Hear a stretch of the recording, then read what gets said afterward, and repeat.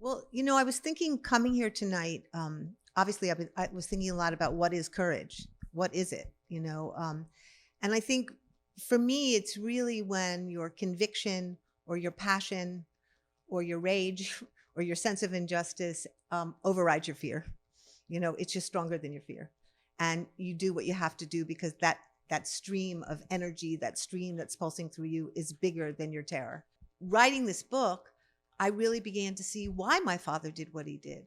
What were the steps along the way that began to create this person who was capable of doing monstrous things? And by doing that, I was able to see a much broader picture of men in general, of what patriarchy has done to our world.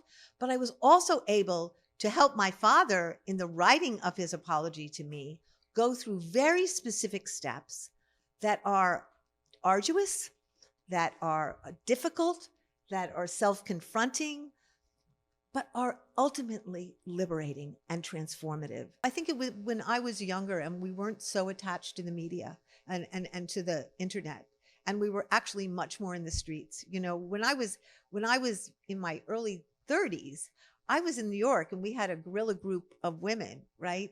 An action group. And every weekend we went out and we did actions against the state, actions against corporations, actions, and we were all part of a movement which was constantly helping each other become braver and braver. Because when you're in community where people are speaking out, then you feel that you are braver. Oh, she can do it. I can do it. I'm together with her. We can do it together. When you're alone, when you're isolated, when you're by yourself, it makes it much, much harder to speak out. And I think part of it is also not muting what you feel, like either feeling it and writing it, feeling it and speaking it, feeling it and making music, feeling it and dancing, but allowing yourself to feel the breadth of what you're feeling, because that's where creativity comes from. If you had told me, for example, when I wrote the Vagina Monologues almost 30 years ago, that play would go into the world and it would have the impact it had, I would have laughed at you. I was saying earlier that I just really wanted to survive the first performance and not get shot. That was my dream, because in those days, people didn't talk about vaginas. People weren't talking about, you couldn't say vagina on television. You could say penis, but you couldn't say vagina.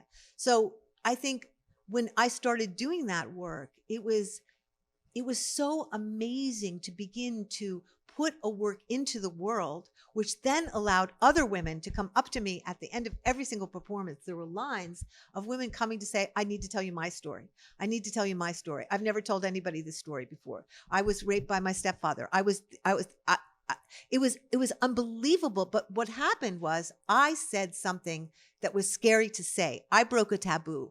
I went through a wall where we were not allowed to say those kind of things. And by doing so, it enabled all these other people to begin to come forward to tell their stories and not be afraid to tell their stories.